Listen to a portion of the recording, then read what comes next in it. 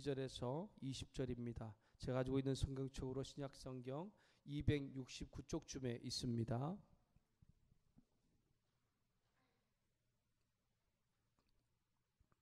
고린도전서 6장 12절에서 20절의 말씀을 우리 교독하고요. 마지막 절은 다 같이 함께 읽도록 하겠습니다.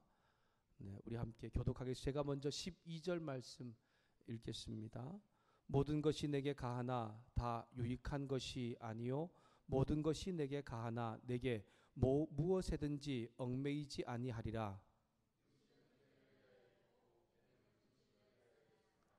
하나님은 이것저것을 다 폐하시리라. 몸은 음란을 위하여 있지 않고 오직 주를 위하여 있으며 주는 몸을 위하여 계시느니라. 하나님이 주를 다시 살리셨고 또한 그의 권능으로 우리를 다시 살리시리라. 너희 몸이 그리스도의 지체인 줄을 알지 못하느냐? 내가 그리스도의 지체를 가지고 장녀의 지체를 만들겠느냐? 결코 그럴 수 없느니라. 장녀와 합하는 자는 그와 한 몸인 줄을 알지 못하느냐? 일러스되 둘이 한 육체가 된다 하셨나니 주와 합하는 자는 한 영이니라. 음행을 피하라. 사람이 범하는 죄마다 몸 밖에 있거니와 음행하는 자는 자기 몸에 죄를 범하느니라. 너희 몸은 너희가 하나님께로부터 받은 바 너희 가운데 계신 성령의 전인 줄을 알지 못하느냐? 너희는 너희 자신의 것이 아니라 함께 읽습니다. 값으로 산 것이 되었으되 그런즉 너희 몸으로 하나님께 영광을 돌리라. 아멘. 우리 옆에 계신 분들, 앞뒤 계신 분들과 이렇게 한번 인사합시다. 당신의 몸은 주님이 계시는 거룩한 성전입니다. 이렇게 한번 인사하시죠. 당신의 몸은 주님이 계시는 거룩한 성전입니다. 아멘. 네. 저와 여러분이 예수님을 통해서 구원받은 백성으로서 하나님께서 함께 하시는 거룩한 성전 된다는 것을 다시 한 번 더 말씀을 통해 듣고 또 그 말씀을 통해 잘 또 서갈 수 있는 우리가 되기를 소망합니다. 사람들 중에 자신의 몸을 소중하게 여기는 사람이 있는가 하면 반면에 자신의 몸을 아무렇지도 않게 막 사용하거나 학대하는 사람들이 있습니다. 여러분, 치과 의사들이 가장 놀라게 하는 사람들이 있는데 어떤 사람인지 아십니까? 장차 치과 의사의 엄마가 되실 서은아 집사님. 네, 치과 의사들이 가장 놀라게 하는 사람들의 행동이 어떤 행동일까요? 콜라병이나 병을 딸 때에 이빨로 따는 용감한 사람들 보고 가장 놀란다고 합니다. 저도 예전에 병을 딸 때 치아가 튼튼하다고 이빨로 이렇게 병을 따본 적이 있거든요. 따긴 따는데 치아가 얼얼하게 그렇게 느껴지더라고요. 치과에 다니면 치료를 해본 사람은 이 자신의 이가 얼마나 소중한 걸 잘 알기 때문에 함부로 그렇게 이 몇 푼 되지 않은 콜라병이나 이 병을 따기 위해서 이빨을 사용하지 않습니다. 제가 하사관으로 군생활하면서 한 2년 정도 후임이 안 들어오는 것입니다. 원래 이게 후임이 들어와야 이 막내 생활을 벗어나야 좀 편하게 그 군생활을 좀 할 수가 있거든요. 근데 하사관은 이제 부대 자대 배치를 바꿔서 물론 저는 이제 태권도 교관으로 했기 때문에 여러 부대를 돌아다녀서 뭐 부대 중대에 잘 위치하진 않았지만 그래도 이제 후임이 없으면 어떤 회식 자리나 이런 데 가면 늘 제가 이제 고기 굽거나 뭘 하는 일을 계속 했었거든요. 그래서 언제나 이 후임이 들어오려나 했는데 한 2년 만에 후임 제 바로 밑에 직속 하사가 들어왔습니다. 여러분, 이게 하사관으로 밑에 직속 하사가 들어오는 게 얼마나 이게 기분이 좋은지 모릅니다. 그리고 부대에 하사관이 새로 오면 모두 이제 부대에서 함께 이제 회식 자리를 가집니다. 전날 회식을 잘하고 다 집으로 돌아갔는데 제가 다음날 출근해 보니까 이 자대로 배치받지 얼마나 이 후임 하사가 손에 붕대를 칭칭 감고 있는 겁니다. 그래서 제가 깜짝 놀라가지고 야, 너 도대체 무슨 일이 있었느냐라고 물었더니만 어제 그 친구가 술을 정말 잘 마시는 거예요. 술을 마시고 부대 와서 부대 들어와 자려고 하는데 이 소대 중간에 보면 이 어항이 하나 있습니다. 어항을 이렇게 보는데 금붕어가 자기를 보면 자꾸만 욕을 하더래요. 네. 그래가지고 화가 나가지고 주먹으로 그 어항을 쳤습니다. 그래가지고 이 손이 다 찢어지고 막 그렇게 돼 있는 것을 저한테 얘기를 하더라고요. 참 물고기가 욕을 한다는 거 어이도 없지만 그렇다고 해서 그 어항을 자신의 손을 쳐가지고 손이 찢어지고 막 그렇게 붕대 감고 있는 거 보니까 참 대단하더라고요. 여러분, 술에 취한 사람에게 있어서 가장 안타까운 것을 보면 자기 육체를 아무렇지도 않게 함부로 굴리는 것을 보게 됩니다. 몸 하나로 제대로 가누지 못하면서 여기에 부딪히고 저기에 부딪히면서 길을 걸어갑니다. 때로는 전봇대가 와서 들이박았다 하기도 하고 땅바닥이 일어나서 저를 때렸다고 하기도 하고 그런 사람들을 많이 보게 되는 것 같습니다. 사실 예수를 모르는 사람들 중에 오늘 말씀을 통해 보게 된다고 볼 때 가장 큰 손해가 뭔가 하면 보니까 자기 몸이 얼마나 존귀하고 가치 있는지를 모른다는 것입니다. 여러분, 몸은 하나님께서 저와 여러분 가운데 주신 최고의 선물입니다. 그 최고의 선물인 몸을 그냥 하나의 사기 그릇이나 아니면 고물난 장난감 취급하는 것은 결코 예수 믿는 사람으로서의 모습으로 어울리지 않는다는 것이죠. 예수 믿지 않는 사람들 가운데 가장 막대하는 것 중에 하나가 바로 육체라고 그렇게 합니다. 사람들 육체 때문에 어려움을 겪습니다. 먹여주어야 하고 입혀주어야 하고 또 쉬어주어야 합니다. 때로는 피로를 느낄 때는 눕기도 하면서 그런 것들이 필요하죠. 사실 참 몸이 귀찮고 무거운 짐이 될 때도 있습니다. 그래서 그리스 철학자들은 이렇게 말했다고 합니다.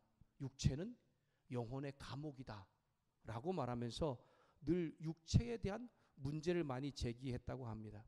영혼은 아주 순결하고 아름다운데 이 육체는 욕망 때문에 아무것도 하지 못한다는 그런 주장을 하고 있는 것입니다. 근데 이러한 바로 사상이 고린도 교회 안에도 들어와 있었습니다. 실제로 고린도 교회는 그리스와 헬라 문화 사이에 살고 있었기 때문에 이러한 사상들을 많이 받을 수밖에 없었습니다. 정신적으로 아니면 육체적으로 정말 이런 사고방식이 들어와 있어서 영혼은 깨끗하고 좋은 것으로 말하지만 육체는 더럽고 나쁜 것으로 생각을 하였습니다. 사람에게 정신만 중요하지 육체는 저저 중요하지 않게 생각하고 있다는 것입니다. 그래서 정신만 바르면, 정신만 똑바로 차리면 아무리 육체로 죄를 지어도 영혼에게 영향을 주지 못한다라고 생각을 했습니다. 여러분, 아무리 술을 많이 마신다고 해도 정신만 똑바로 차리면 된다고 하는 것이죠. 아무리 내가 다른 사람과 오늘 말씀 음행의 관계를 갖는다고 해도 정신만 똑바로 차지면 자기의 영혼에는 아무런 영향을 받지 않는다라고 말합니다. 오늘 교회 다니는 성도들 중에 그런 사람도 있습니다. 성경에 보니까 술 취하지 말라라고 했으니 나는 술을 마시되 취하지 않을 정도로 잘 마실 자신 있고 내가 자신을 잘 컨트롤할 수 있다, 나를 잘 절제시킬 수 있다라고 말하는 분들이 많이 있더라고요. 그런데 술을 먹게 되면 진짜 자신을 잘 이렇게 컨트롤할 수 있습니까? 안 되더라고요. 술 마시게 되면 결코 자신을 잘 컨트롤하는 것이 정말로 어렵습니다. 그러면서 술을 마음대로 마시다가 결국 술로 인해 죄를 짓게 되는 경우가 많이 있습니다. 고린도 교인들 중에는 이런 헬라의 사상이 들어와서 몸을 함부로 사용하는 사람들이 많이 있었습니다. 아무리 내가 술을 마시고 우상에게 절하고 다른 사람과 성적인 관계를 맺는다 하더라도 내 정신만 똑바로 차리고 내 신앙만 잃지 않으면 그것이 나를 해치지 않는다는 잘못된 생각을 가지고 육체를 가지고서 죄를 짓는 사람이 있었습니다. 마치 회개만 하면 어떤 죄를 지어도 괜찮다라고 그렇게 말하면서 성욕을 먹는 것과 같은 차원으로 생각하고 해결하는 사람들입니다. 여기 사도 바울은 성도의 몸은 하나님이 주신 최고의 선물이며 이것은 하나님의 뜻대로 사용될 때에 가장 가치 있고 영광스럽게 된다는 것을 다시 한번 권면하고 있는 것입니다. 바울은 12절에 고린도 교회 성도에게 몸이 할 수 있는 것, 즉 자유와 해서는 안 되는 것, 즉 방종에 대하여서 이야기하고 있습니다. 고린도 교회 사람들은 특별히 자유에 대한 갈망이 참 많았던 것 같습니다. 그들은 일단 법에만 걸리지 않는 행동이라고 한다면 정말 내가 누릴 수 있는 많은 것들을 자유롭게 누려야 된다고 그렇게 생각을 한 것입니다. 그러나 바울은 할 수 있다고 해서 다 몸에 유익한 것이 아니기 때문에 다 해서는 안 되는 것이다 라고 12절에 말씀하고 있는 것입니다. 우리 12절 말씀을 함께 읽도록 하겠습니다. 12절 말씀 같이 읽습니다. 시작.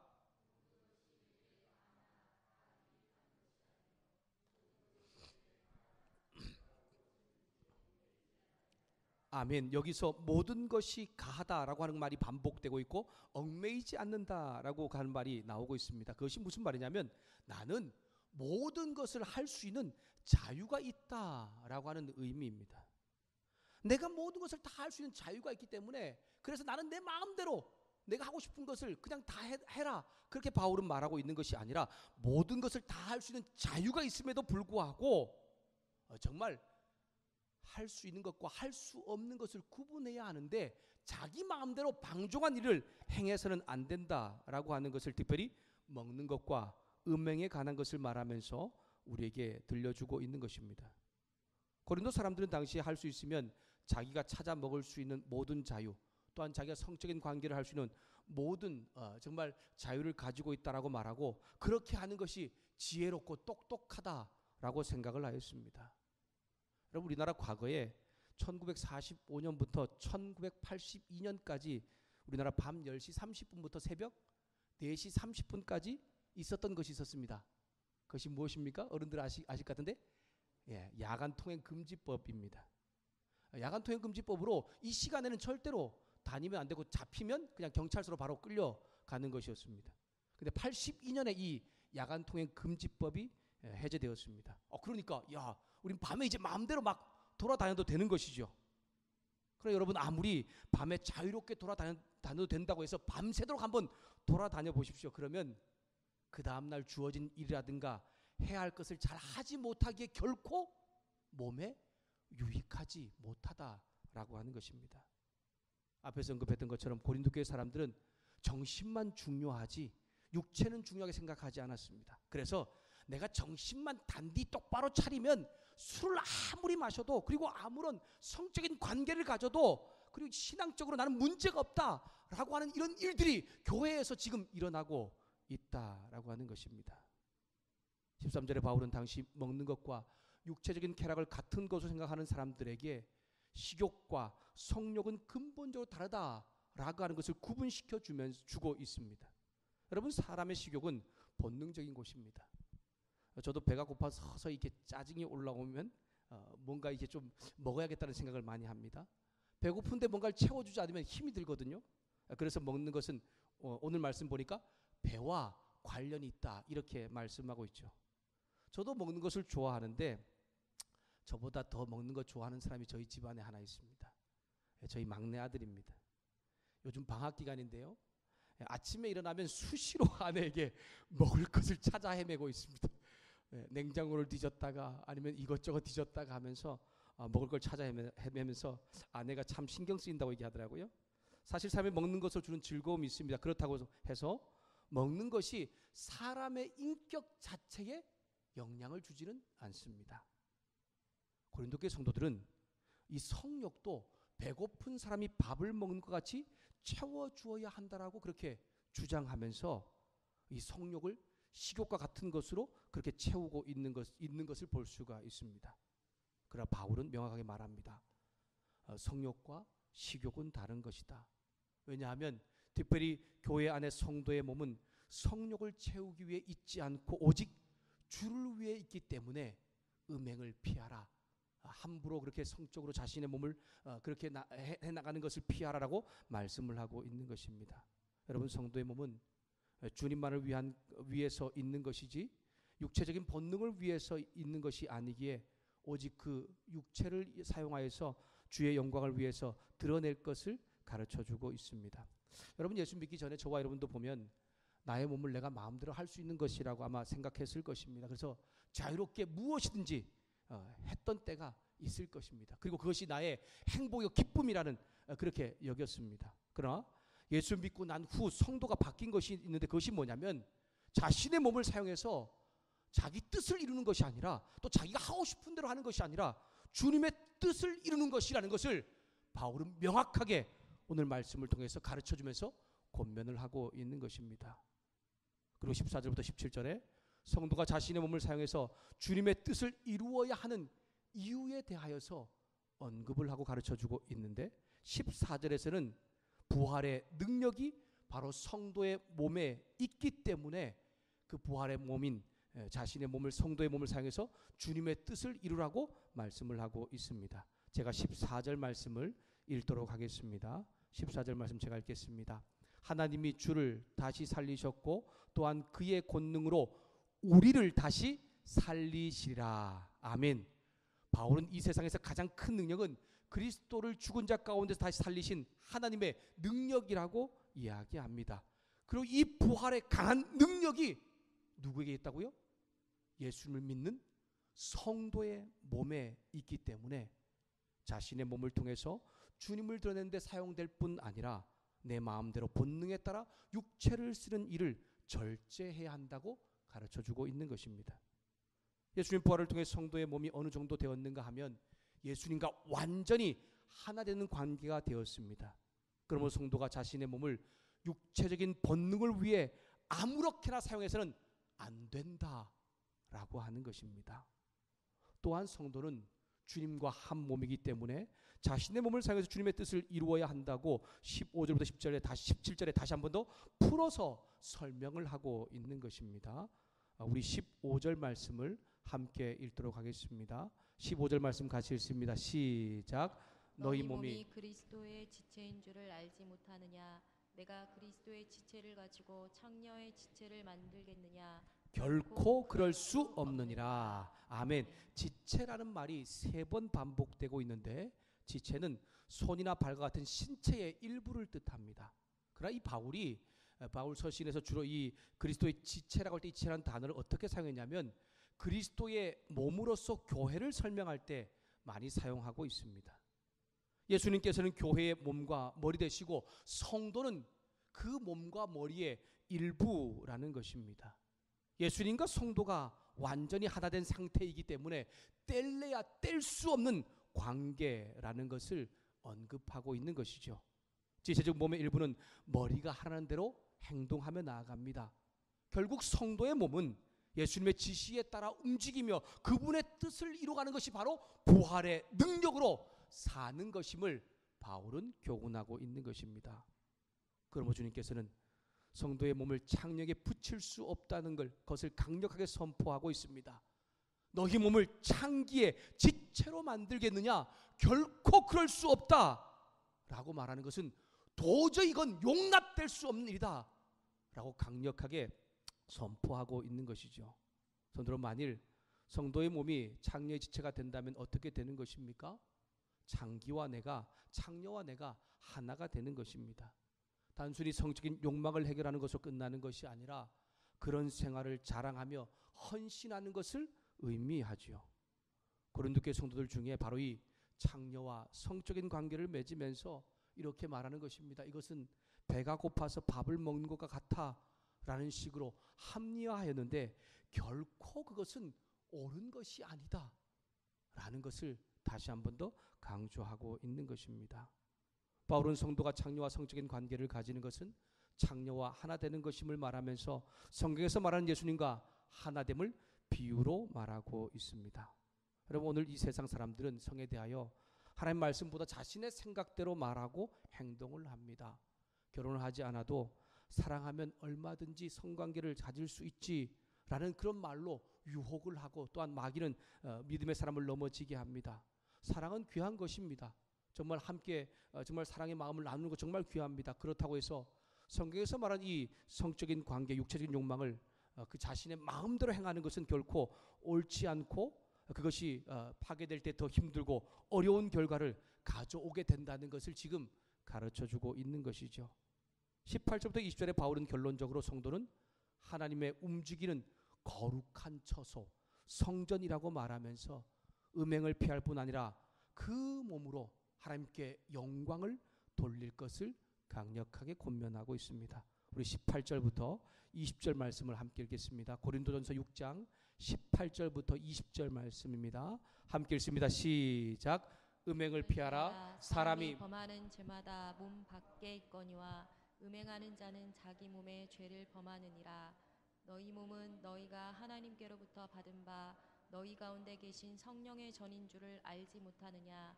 너희는 너희 자신의 것이 아니라 값으로 산 것이 돼 그런즉 너희 몸으로 하나님께 영광을 돌리라. 아멘. 오늘 이 말씀이 저와 여러분의 삶 가운데 계속해서 잘 이루어질 수 있기를 소망합니다. 다른 죄는 다른 사람에게 피해를 주는 것입니다. 그러나 오늘 이 말씀 비추어 보니까 음행은 자기 몸을 더럽히는 것이며 자기의 인격을 파괴하는 것이라고 말씀하고 있습니다. 여기에 피하라라고 하는 것은 중단하라라는 뜻입니다. 일시적으로 그것을 회피하는 의미가 아니라 계속적으로 일어날 수 있는 유혹으로부터 계속적으로 피할 것을 말하고 있는 것입니다.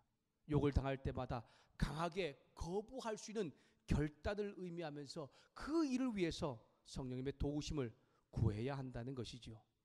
고린도 교회 성도들이 머물고 있는 사회에 음행이 가득 차 있습니다. 그리고 그 음행을 아무렇지도 않게 생각하는 경향이 있어서 이 유혹을 피하는 것이 얼마나 힘들고 어려운지 모릅니다. 그러기에 피하는 것, 그 자리를 벗어나는 것이 제일 지혜로운 것이라는 것을 바울은 말하고 있는 것이죠. 제가 부부 상담 교실을 하면서 아내와 함께 부부의 성에 대해서 이렇게 훈련 과정 가운데 배울 때가 있었습니다. 그때 우리 가르치는 코칭하는 선생님이 그런 말씀하시더라고요. 남자와 여자가 단 둘이 있는 공간과 시간에 여자가 남자를 유혹하게 되면 99% 이상 다 넘어가는 것이 당연한 것이다라고 하는 그런 말을 하시는 것을 들었습니다. 그러기에 그런 공간과 그런 시간을 갖지 않는 것이 중요하다라고 말씀을 하더라고요. 그럼 비단 음행뿐만 아니라 죄를 짓게 되는 일이라면 난 절대로 그런 유혹에 넘어가지 않을 것이다 라고 그렇게 자신을 과신하지 말라는 것입니다. 중요한 것은 무엇입니까? 그런 환경을 아예 멀리하는 것이 가장 최선의 방법이라는 것이죠. 바울은 영적인 자긍심은 강하지만 몸의 중요성은 쉽게 생각한 채 방종과 향락에 빠지게 쉬운 이들에게 다시금 성도의 몸은 주님의 핏값으로 한 성년의 전이라는 것을 기억하게 하면서 음행과 그리고 또한 그 성도의 몸, 특별히 하나님께서 주신 그 육신을 가볍게 여기는 것을 결코 올바르지 않다라고 강력하게 권면하고 있는 것입니다. 몸과 몸의 행실은 구원과 또한 죄와 아무 상관이 없다고 거짓 주장을 하고 있는 거짓 교사들도 있었습니다. 그래 그 거짓 가르침을 반박하면서 몸에 대한 죄에 대한 것을 피할 것을 피하라고 그렇게 강력하게 말씀하고 있는 것입니다. 성도 여러분, 예수 믿음으로 저와 여러분의 몸은 성령이 거하시는 거룩한 장소가 되었다는 것을 기억하시고 내 몸을 사용하여 하나님과 믿음의 교제를 잘 나눔으로 영광을 돌릴 수 있는 삶을 살 수 있기를 주님의 이름으로 부탁합니다. 저와 여러분 예수님의 십자가의 죽음을 통해 구원받은 성도라는 것을 믿는다면 나는 그리스도와 연합된 몸이요 부활의 주와 하나된 영을 가진 사람이라는 것을 우리는 기억해야 합니다. 이제 이 육신은 썩어질 그런 몸을 가진 존재라는 것만을 기억하는 것이 아니라 나는 이 몸이 장차 부활의 몸을 입고 영원한 하나님의 나라에 참여하는 영적인 존재가 된다는 것이죠. 하나님께 주님을 살리신 그 권능으로 저와 여러분의 육체도 영혼도 다시 살리신다는 것입니다. 그러므로 저와 여러분의 몸은 내가 주인이 아니라 주님이 주인이시고 거룩한 성전임을 강조하고 있는 것입니다. 성도가 된 저와 여러분의 몸은 단순히 원초적인 욕구와 본능을 채우기 위한 도구가 아님을 우리는 기억해야 합니다. 고린도 교회 성도들은 음식이든 성적인 만족이든 몸의 쾌락을 위한 일이라면 다 좋다고 생각했지만 정말 성도는 그러해서는 안 된다는 것입니다. 몸을 단지 말초적인 이 쾌락의 욕구를 채우는 것으로 사용하는 것이 아니라 주를 위해서 주님과 함께하는 그러한 거룩한 곳이기에 사용되어져야 한다는 것을 다시 한 번 더 말씀하고 있습니다. 몸의 원초적인 욕구를 만족하기 위해 살기보다 우리 몸이 그리스도를 위해 살 수 있도록 잘 관리하고 절제하는 은혜를 함께 누릴 수 있는 저와 여러분 될 수 있기를 소망합니다. 특히 오늘 말씀에 정말 성적인 것에 대한 음행을 피하라라고 말씀하고 있는데 저와 여러분뿐만 아니라 우리 자녀들에게도 정말 날마다 우리의 삶 가운데 이 선정적이고 음란한 것들이 얼마나 많이 있는지 모릅니다. 우리 자녀들이 또한 세상적인 이 성적 풍조에서 단단히 대응하며 잘 살 수 있도록 우리에게 돕는 일도 참 필요하다라고 하는 것입니다. 여러분 성은 하나님께 주신 아름다운 선물입니다.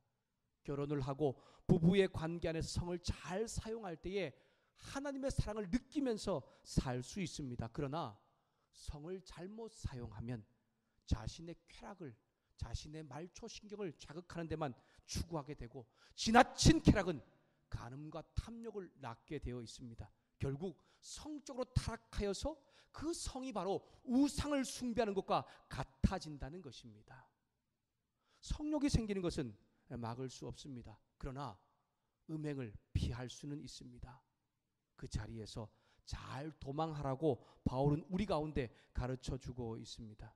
원초적인 본능의 탐욕에서 도망할 수 있기 위해서 우리가 시간적이나 공간적으로 잘 분별하고 나아가라고 우리에게 다시 한 번 더 권면을 하고 있는 것입니다. 예수님의 핏값으로 산 성도 여러분, 저와 여러분의 몸은 주님이 거하시는 거룩한 성전이라는 것을 다시 한 번 더 기억하시고 항상 거룩함을 유지함으로써 하나님과 함께 할 수 있는 믿음의 성도들 되기를 소망합니다. 그뿐 아니라 나의 몸을 하나님이 기뻐하는 성전으로 거룩함을 잘 드러내는 사람이 되어서 부활의 능력도 드러낼 수 있는 믿음의 사람 될 수 있기를 소망합니다. 더 나아가 이 세상 가운데 정말 거룩한 사람으로 살기 너무 힘든 그런 세상이지만 나는 정말 하나님 나의 몸은 하나님께 영광을 돌리는 사람이라는 것을 잘 기억하시고 나의 몸을 사용하여서 내 마음대로 내 뜻대로 방종하는 그런 삶으로 사용하지 마시고 말씀에 순종함으로 참 자유의 길을 걸어가셔서 하나님께 영광을 돌릴 수 있는 믿음의 성도의 삶, 믿음의 성도의 몸을 가질 수 있기를 주님의 이름으로 부탁드립니다. 기도하겠습니다.